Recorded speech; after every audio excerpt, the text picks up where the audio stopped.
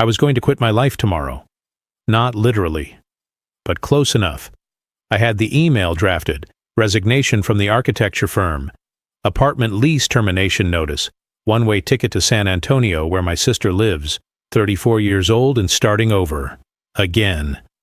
1 year ago my wife left me. 6 months ago I stopped caring about my work.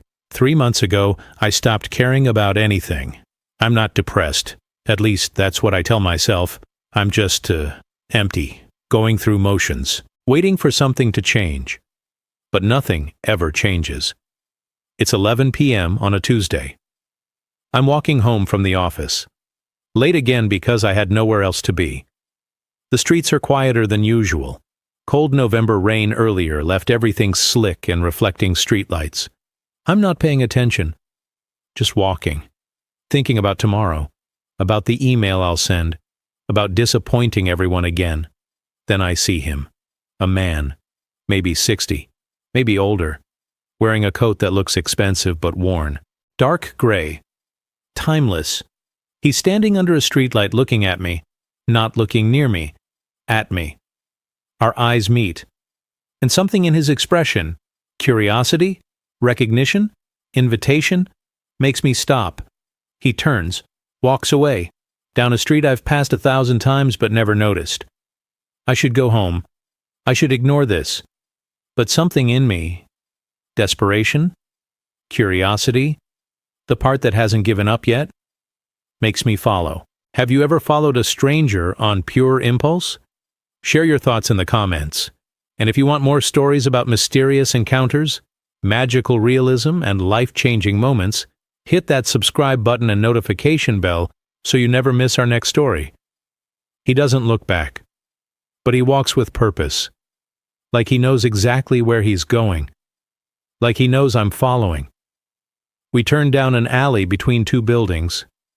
I've walked past this alley for 3 years. It's nothing, a gap between structures. Usually has a dumpster. Sometimes homeless people sleep there. But tonight it looks different. Longer. Darker. Like it goes somewhere instead of ending at a brick wall. The man stops at a door. I didn't know there was a door here. It's wooden, old, no sign, no number. Just a brass handle worn smooth by thousands of hands. He opens it, steps inside. The door starts to close. I should turn around, go home, send my emails, pack my life into boxes. Instead, I run, catch the door before it closes, and step through. The first thing I notice is the smell. Not food, not exactly. Something deeper, like memory made tangible, like walking into your grandmother's house on Christmas morning when you were 7, like the moment before something perfect happens. The second thing I notice is the silence. Not absence of sound, but quality of sound. Muffled, intimate, like being underwater but able to breathe. I'm standing in a small foyer, dark wood, soft lighting from sources I can't identify. A narrow hallway ahead, music plays somewhere, live music, a piano, playing something I almost recognize but can't name. Good evening. I turn. A woman stands beside me. I didn't hear her approach. 30s, auburn hair, simple black dress. She's smiling like she knows me. I followed someone. A man. Gray coat. Yes. He said you would come. He did? We've been expecting you, Adrian. My blood goes cold. How do you know my name? She doesn't answer. Just gestures down the hallway. Your table is ready. I didn't make a reservation. You didn't have to. What is this place? The Threshold. She says it like it explains everything. Welcome, I'm Isabel. She starts walking. I follow because I don't know what else to do. The hallway opens into a dining room. Small. Maybe 10 tables. All occupied. All intimate. Couples, individuals, small groups. Everyone talking in quiet voices. Or not talking at all. Just eating, savoring. The lighting is impossible to describe. Not bright, not dim. Like golden hour frozen in time. Candles on every table. But the flames don't flicker. They burn steady, still. The walls are covered in something. Tapestry, wallpaper, that seems to shift when I'm not looking directly at it, patterns that might be maps, or constellations, or nothing. Here, Isabel says, a table in the corner, set for one. White tablecloth, real silverware, a single candle, a small vase with a flower I don't recognize. I don't have my wallet. There's no charge tonight. Why not? Because you needed to be here. She pulls out the chair. I sit, because I'm in shock, or dreaming, or both. Your server will be with you shortly. Isabel disappears. I look around. The other diners. They're absorbed in their meals, in their thoughts. Nobody's on their phone. I reach for mine automatically. Dead. Battery was at 60% when I walked in. I try to turn it on. Nothing. First time? I look up. A waiter, young, maybe 25, wearing black, holding a small leather folder. Yes. What is this place? A restaurant. Obviously. But how did Isabel know my name? How did I get here? Where's the menu? He smiles, opens the folder. Inside is a single card, handwritten, beautiful calligraphy. But it's not a menu, it's a question. What would your life taste like if you'd chosen differently? I stare at it. I don't understand. You will. May I bring you the first course? I didn't order anything. You don't need to. We know what you need. He leaves before I can respond. I sit there, alone, at a table in a restaurant that shouldn't exist, with a question I can't answer. Around me, other diners eat in reverent silence. Some have tears on their faces. Some are smiling. The piano continues. That song I almost recognize. I should leave. But I don't. Because for the first time in months, I'm curious about something. The waiter returns, carrying a single plate, sets it in front of me. It's a soup, clear broth, simple, steam rising in patterns that look almost deliberate. What is this? Remembrance. That's not a type of soup. It is here. He leaves. I look at the soup. It smells like... I can't describe it. Like comfort. Like home. Like something I lost and forgot I was missing. I pick up the spoon. The moment the soup touches my lips, I'm 7 years old. Not metaphorically. Not, it reminds me of. I am 7 years old. I'm sitting at my Nana's kitchen table. She's teaching me to draw. Showing me how to see the world differently. How to notice the way light falls. How to find beauty in ordinary things. Son, she says, you have a gift. Don't waste it. I loved drawing then, loved creating, dreamed of being an artist. So 10 years later I chose architecture. Profitable. Safe. I stopped drawing for joy, started drawing for clients, for money, for approval. The memory fades. I'm back in the restaurant. The soup is half gone. I'm crying.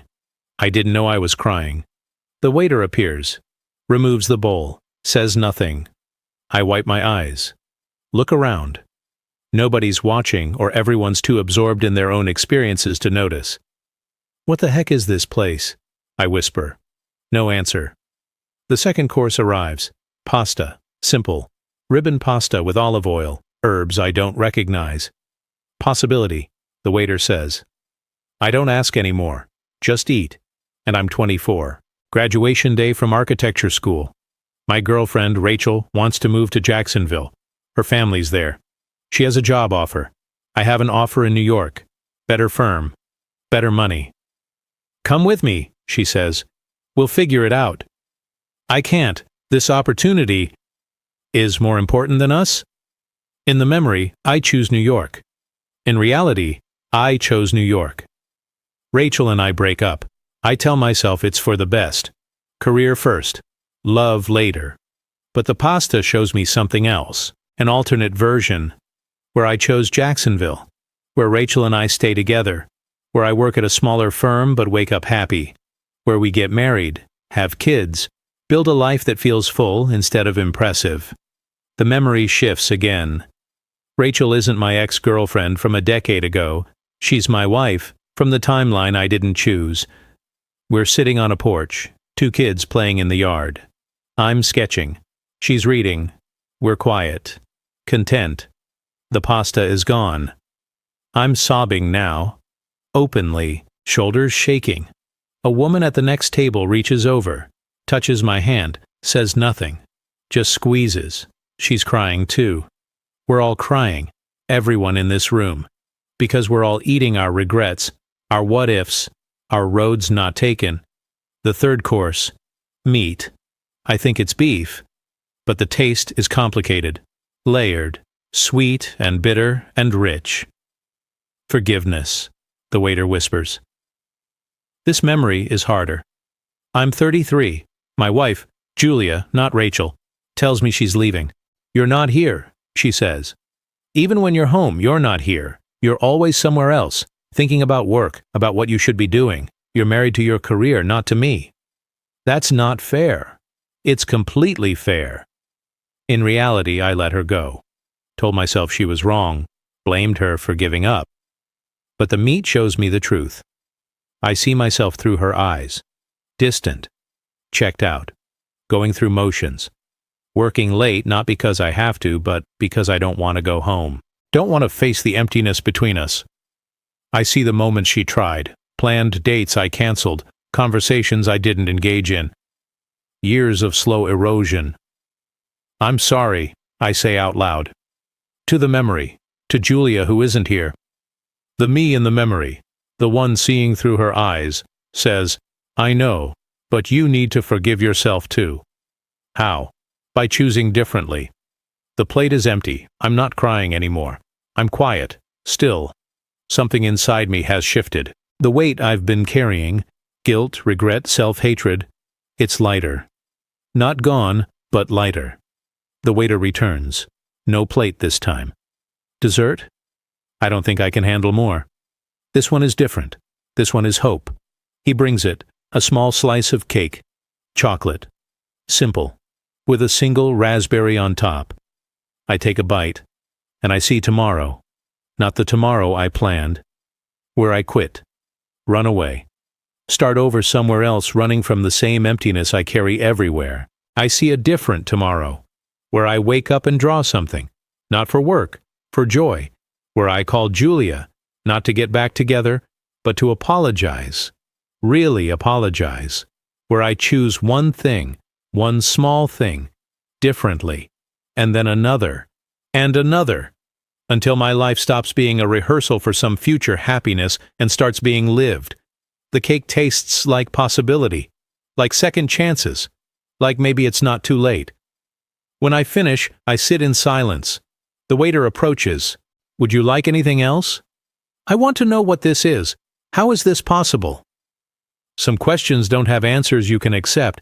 Some experiences can't be explained, only lived. I need to come back. Perhaps? What does that mean? The threshold appears when needed, not when wanted. That's cryptic. Yes. Can I pay? You already have. With what? Your presence, your openness, your willingness to see. Isabel appears. Adrian, it's time. Wait, the man, the one I followed. Who is he? She smiles. Someone who walked your path once, who found us when he needed to, who guides others now. Will I see him again? Perhaps you will become him. She leads me to the door, the same door I entered through. Thank you, I say. Thank yourself. You chose to follow. You chose to enter. You chose to stay. I step through the door. I'm standing in the alley, but it looks different. Shorter, normal. The brick wall at the end clearly visible. I turn around. The door is gone. Just brick wall, solid, old. No seams, no handle. Nothing. I check my phone. It powers on, battery at 60%, same as before. But it's 11:47 p.m. I entered at 11:15. I was inside for hours. Felt like hours. Only 32 minutes have passed. I walk home in a daze. The next morning, I don't send the email. I sit at my desk, open my sketchbook, haven't touched it in years, and I draw just shapes, light, shadow, the way morning sun hits my coffee cup. It feels rusty, awkward, but also right. Like using a muscle I forgot I had. My boss walks by. What's that? Nothing, just sketching. Looks good, you should do that more. At lunch I call Julia. She's surprised, guarded. I wanted to apologize, I say. Really apologize. You were right. About everything. I wasn't present. I was so focused on achieving something that I forgot to actually live. Silence. Then, thank you. That means a lot. I don't expect anything. I just needed you to know. Adrian, I hope you're okay. I'm getting there. That night, I go back to the alley. The door isn't there. I go back every night for a week. Nothing. 2 weeks later, I'm eating lunch at a park near the office. A woman sits next to me, my age, holding takeout, staring into space with that look, that empty look I know too well. Rough day? I ask. She looks at me, surprised. Rough year. I know the feeling. Do you? Yeah, I was there, recently actually. That place where everything feels pointless, where you're just going through motions. What changed? I followed someone I didn't know into a place I didn't understand, and everything shifted. She laughs. That's cryptic. Yeah, but it's true. We talk for 20 minutes. Her name is Naomi. She's a lawyer, burned out, thinking about quitting. Don't quit, I say. Or do. But don't run from yourself. You'll just bring the emptiness with you. That's oddly specific advice. I learned it the hard way. She leaves. I don't think much of it. 3 months later, I've changed jobs, smaller firm, more creative work. I draw every morning, not for anyone, just for me. I discovered that I didn't need to quit my career to do the things I enjoy, nor did I need to work myself to death to earn a good salary. I've been dating someone, slowly, carefully, actually present this time. Life isn't perfect, but it's lived. That's the difference. I didn't move to San Antonio. I always liked where I choose to live. It was the weight of other regrets that ruined the place for me. I'm walking home, same route, same streets, and I see her, a woman, maybe 30, standing under a streetlight, looking lost, desperate, like she's about to give up, and I recognize that look. I know that look. Without thinking, I start walking. Down the street I've walked 1,000 times but never really noticed, into an alley that seems longer than it should be, to a door that wasn't there yesterday. I open it, step inside. The smell hits me, memory made tangible. Isabel appears. Welcome back. I didn't think you needed to return, not to eat, to understand. Understand what? Your purpose, why you found us. She leads me through the familiar hallway. But instead of the dining room, we go to a kitchen. Massive, professional, warm. A chef stands at the stove. Older, calm, familiar, the man in the gray coat. You, I breathe. He turns, smiles. Hello, Adrian. You knew, that night. You knew I'd follow. I knew you needed to, just as I once followed someone, just as you'll guide someone today. What are you talking about? The woman, outside. She needs this. She needs to taste what you tasted, to see what you saw, to change. But I don't know how. You don't need to know. You just need to guide her here. The threshold does the rest. Why me? Because you remember what it's like to be lost, and because you chose to change. That's the only qualification. Isabel touches my arm. She's waiting. Go. I walk back through the hallway, out the door. The woman is still there, under the streetlight, checking her phone. Lost. I walk up to her. Excuse me. She looks up. Guarded. I know this sounds strange, but I think you need to follow me. What? There's a door just down this street, and inside is something that might help. Help with what? Whatever you're running from. She stares at me, suspicious, but also curious, desperate enough to consider it. This is crazy, she says. I know, but do it anyway. She hesitates. Then, okay. I lead her to the alley, to the door. Just go inside. They're expecting you. You're not coming? I already did. This is your turn. She opens the door, looks back once, then steps through. The door closes. I stand there, alone, in the alley, and I understand. The threshold finds you when you need it, changes you when you're ready, and when you've changed, you help others find it. It's a cycle, a gift that keeps giving itself away. I walk home, smiling, because I'm not lost anymore. Have you ever followed a stranger on pure impulse and found something that changed your life? Have you ever discovered a place or experience that seemed impossible but felt completely real? Which moment hit you hardest? When Adrian tasted his regrets, when he realized he could forgive himself, or when he became the guide for someone else? Share your thoughts, your impossible experiences, and your moment everything changed stories in the comments below. If this story about mysterious places, second chances, and finding purpose moved you, please hit that like button and subscribe for more stories about magical realism, transformation, and the moments that change everything. Don't forget to click the notification bell so you never miss our next story. Thanks for watching, and we see you in the next one.